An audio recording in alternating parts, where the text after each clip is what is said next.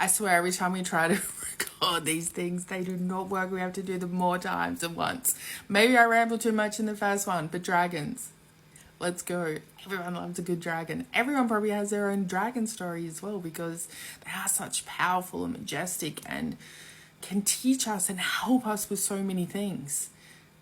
And what I've been doing lately is tapping back into these collectives and entities and ideas that have helped me along my spiritual, my awakening, my 3D to 5D, whatever words you want to insert here, being.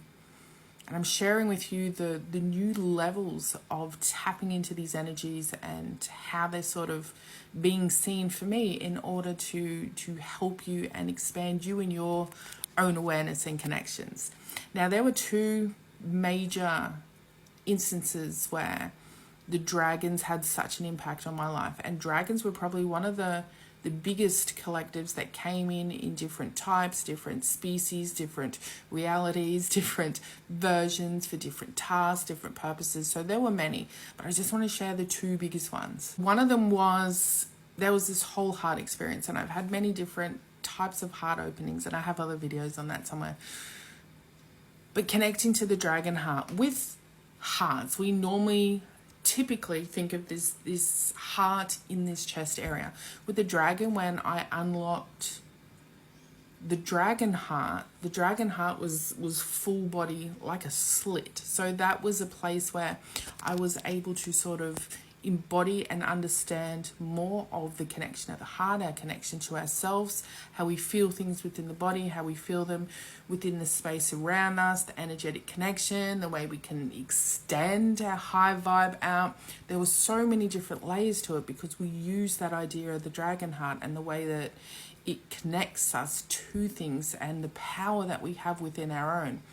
The other thing that the dragon did for me, and this was a black dragon at the time, and it was during what we would commonly refer to as Dark Night of the Soul, which was the first year anniversary of my husband's passing, which took me to a very deep and dark place.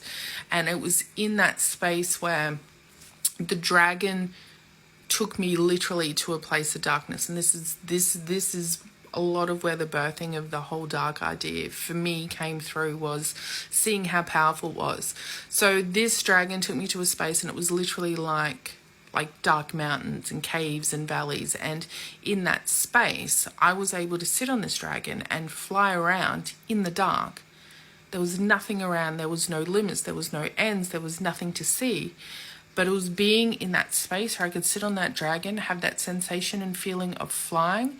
And that's what allowed my mind to rest. That's what allowed my mind to stop thinking. And it was through that process then that allowed me to start doing some healing, because in this darkness was where I really got to do a lot of my shadow work. So the way it was represented to me is because I also had a fear of horror characters, and I hate watching horror movies because I don't like any of the characters in them because they scare me for whatever reason. So each of my shadows were revealed as horror characters. So it was like a lineup of people, of things that I didn't like looking at, telling me the things that I was feeling that I didn't like.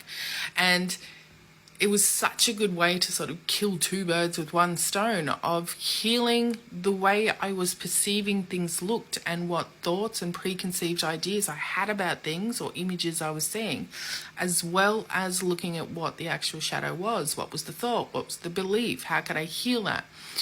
And it was through seeing them as characters that I was able to speak to them and talk with them and find a space where we could come to some common ground, where we could find a place of agreement. And it was either an exception or a rejection, and mostly it ended in an embrace and a hug, and we take them on board, and they're all part of my team. But it was giving them a voice and allowing them to be seen and heard, which then allowed them to not be seen as a shadow and to not be seen as the scary horror character anymore.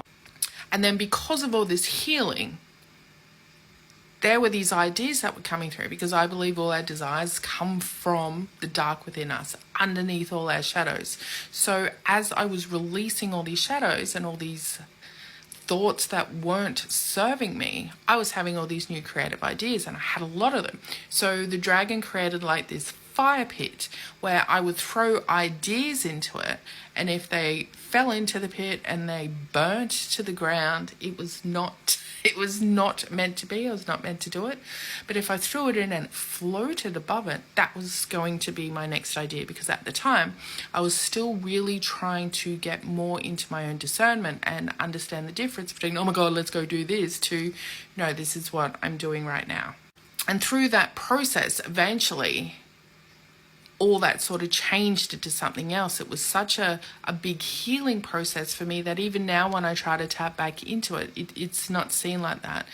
I no longer see horror characters as something that is scary. I no longer have these big, deep, dark shadows that need to be seen all the time. I can deal with them as they come up. I no longer need a fire pit where I need to throw my ideas in to see if this is something that I need to do or not need to do. I can use my own discernment now. And even my dragon has changed. My dragon is more like this. It's more luminescent. It's more shiny. If I want to jump on my dragon now and just fly through whatever to give my mind a rest, it's a luscious landscape. It's pretty and colourful and shiny and literally luminescence now. That's where I now exist with my dragon, is in this new space. But trying to tap back into that energy, trying to tap back into a dragon sense for the purpose of these videos that I'm doing now.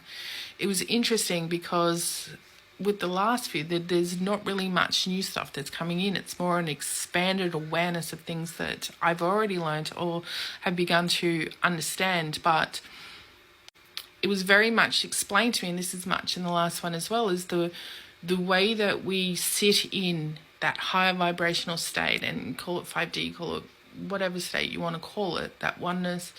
When you're in it, you can't sustain it the whole time.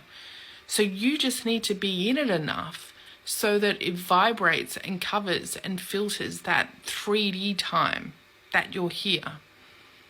So that's why you keep revisiting it. That's why you slip back down. It's like putting hair dye in your hair. Eventually it wears off. So it's like using that as a tool to get you to that state of knowing what that high vibrational frequency is, of knowing what that oneness is, of knowing what that pure love, of knowing your endless capabilities and the excitement you feel when you are in that beautiful, joyous, ecstatic type state, and bringing that into your 3D. Because once you're in that level, once you're in that state of being, and you're bringing that level of being into your 3D, everything is possible because you're feeling amazing. Everything's working out and you're radiating that around to other people.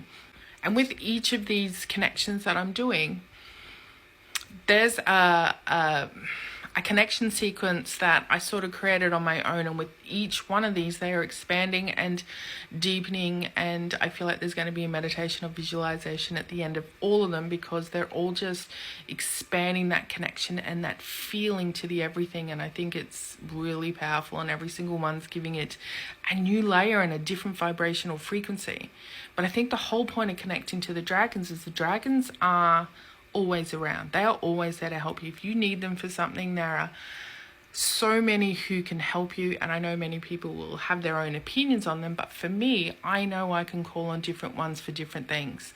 And if you are listening to me, that means you can as well. So if you are in a state now and you need help with something, find the dragon that can help you and tap into their energy and allow them to expand you into whatever your next expansion space is, because they only want to help you. And look at them. They're so majestic and amazing and powerful, and they literally have everything that we want to be. So go call on your dragons.